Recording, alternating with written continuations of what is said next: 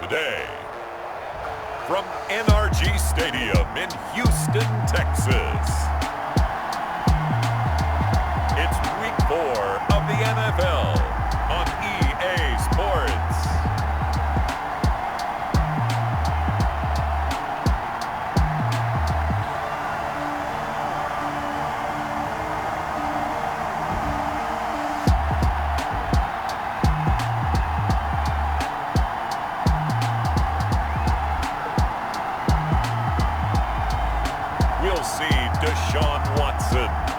Houston Texans taking on Kirk Cousins and the Minnesota Vikings. It's the National Football League presented by EA Sports.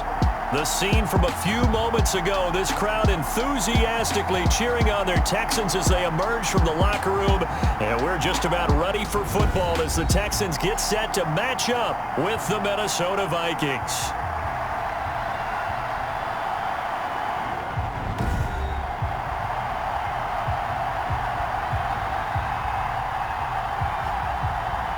Again, everyone, with Charles Davis, I'm Brandon Gaudin. And, Charles, we look at this Texan ball club entering play here.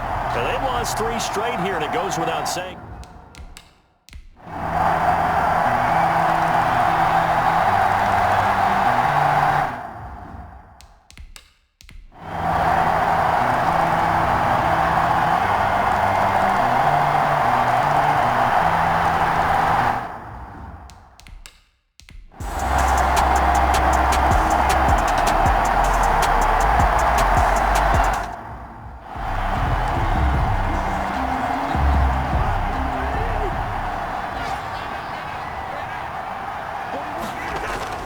Second and 5 now. Cousins quickly to Thielen here.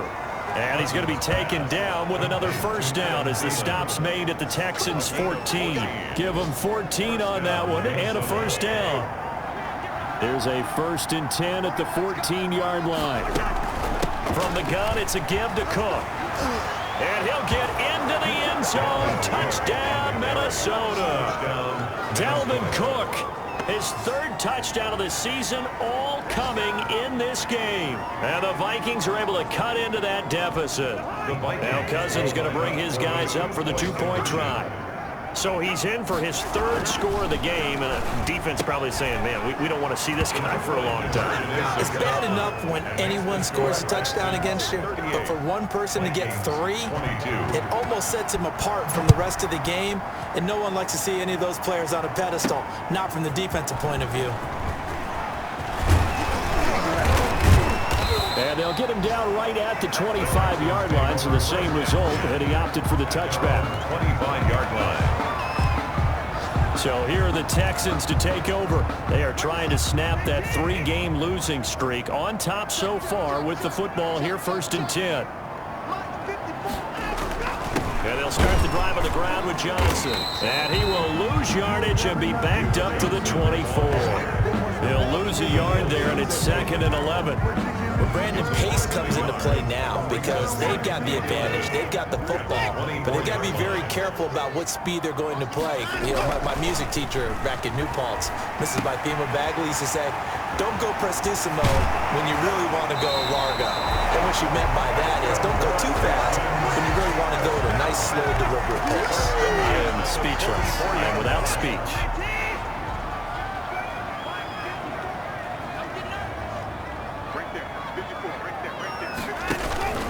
Here's Johnson. He's been busy this afternoon. And not able to break away this time as they're going to stop him right around the line of scrimmage. Officially, it's a 1-yard loss. That's going to bring up 2nd and 11. Brandon, it's clearly a running situation when you're up in the 4th quarter. They're going to have to stack the box and make it difficult for them to move the ball. Made it very difficult right there. Now they need to repeat that effort. Yeah, bring 7, 8, 9, whatever it's going to take to slow him down. And he'll only get a yard, maybe 2, up to the 46. They do get a couple, but they'll be left staring at a 3rd and 8 coming up. The Texans on 3rd down. They've been excellent, 6 for 7. This is 3rd and 8. This is Johnson. He's got it. And this is going to turn into another first down as the tackle is made at the Vikings 43.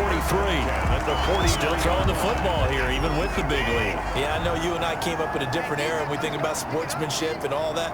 Other people think about fantasy points and getting their numbers. That's all they care about right now. And very little there. He might have gotten a yard. Yeah, I think he got a yard to the 41. 41. Brandon, I've got to think this offensive line has got some smiles on its faces. And I know it sounds crazy, but they practiced for this back in training camp. They knew they'd be in situations where there'd be extra defenders in the box coming after them, trying to keep them from locking down a game. Right now, they want to show the world they're up to the challenge. It's a gain. 8 yards on the completion, but now they face third down.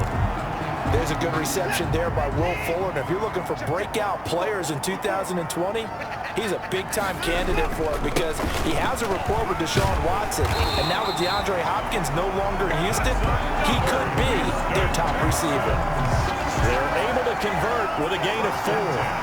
Starting to feel a little to me like the air is coming out of the balloon, so to speak, defensively. They're taking their will from them right now. That's what they're doing. Whatever they want to call, it's working. They're handling things up front, and it's not just the offensive line. It's everyone. You're seeing the guys on the perimeter blocking downfield and making sure that they're secure. So, yeah, you're exactly right. The air's out of the balloon, and right now they're almost lifeless. 30-yard Ball on the 30 as they come up 2nd and 10. Watson on target here to Fuller. And this is going to turn into another first down as the tackle is made at the Vikings' 12-yard line. That one good for a first down pickup of 18 yards. From down at the 12, it's 1st and 10.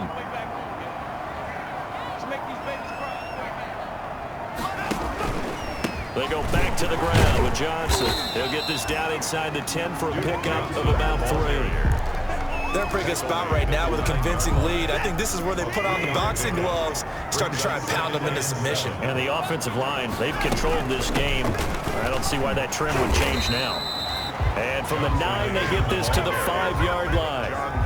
That call makes sense because they've been throwing it well on this drive, and once again they show passing formation, showing the shotgun. Then they ran out of it. That's a nice play by them defensively, though, to hold it to a short gain. So they need 2 yards here on 3rd down. Remember, they're already 2 of 2 on 3rd down conversions on this drive. Out of the gun, Watson. Got a man open. It's Fuller for the Texans touchdown.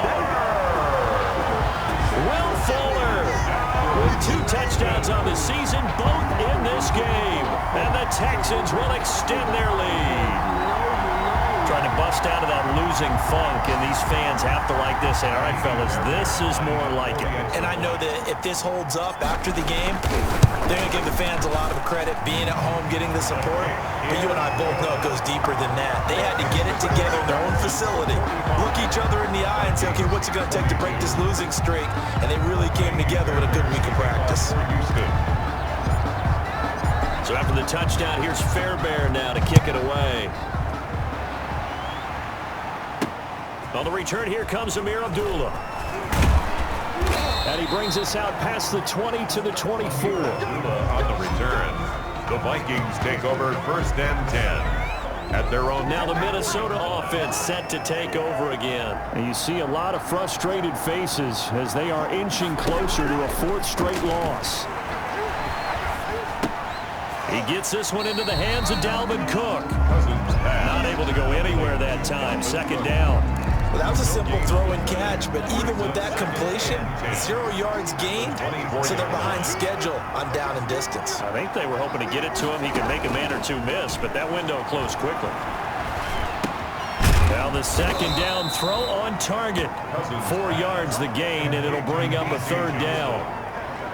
It's a gain of 4, and it's 3rd down. The Vikings on 3rd down, 2 for 5 to this point. This will be 3rd and 6.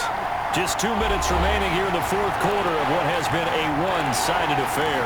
So the Vikings in possession of the football as we get you reset. They face a 3rd down now as they try to find a late score. From the shotgun, it's Cousins. And that will be incomplete. Intended for Adam Thielen. Incomplete. That's an excellent job right there on third down. Like any defense, you never want to let them get anything started, and that would have been a first down. Instead, you saw the contact on time, no penalty, and before this drive could get wings, it's fourth down. And he's got Kyle Rudolph. And he will have a first down as they get him to the ground at the 37. No reason not to try it there, and they do indeed. And this will be caught at the 30. And he'll be down deep into Houston territory. Complete. It's a big one there for the Vikings. 51 yards. The quick slant caught. And he will score. Touchdown, Vikings. Minnesota. B.C. Johnson, his first touchdown on the year. And the Vikings are able to close the gap just a bit. Now Cousins going to bring his guys up for the two-point try.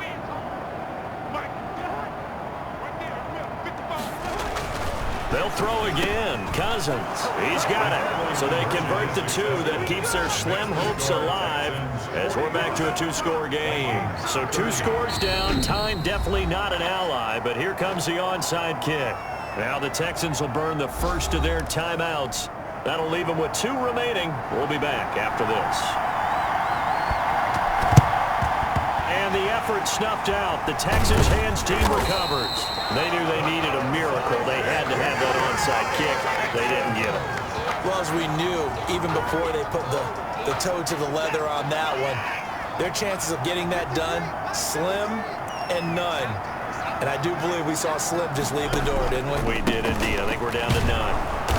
And he'll lose yardage on the play back at the 45-yard line. The Vikings going to signal for the first of their timeouts as the clock will stop with 55 seconds remaining in the football game. A loss of a yard there to start out. That leads to a 2nd and 11.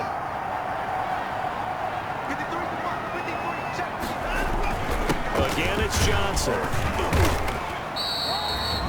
Now the Vikings will use the second of their timeouts as they get the stoppage with a little over 50 seconds left to go in the game. And they'll need to get to the 35 if they want to keep this drive going on third down. Here's Watson.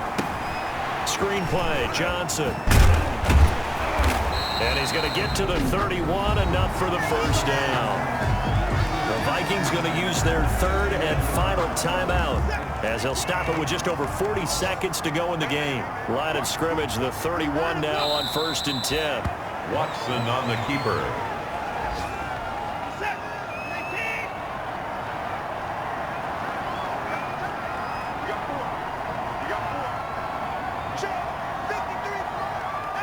They go down to a knee and a sigh of relief as they are into the win column for the first time this year.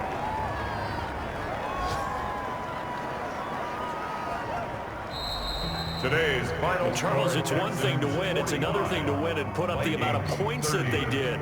Boy, were they clicking on offense. They can't help but feel great about themselves, can they? I mean, what a game to put up that number of points, continually feel like they're moving the ball and things are working and clicking. They think that they can bottle this and carry it with them. And as an offensive coordinator, you just don't think you can do anything wrong. Whatever you call, run, pass, it's all going to work. That's called being in the zone.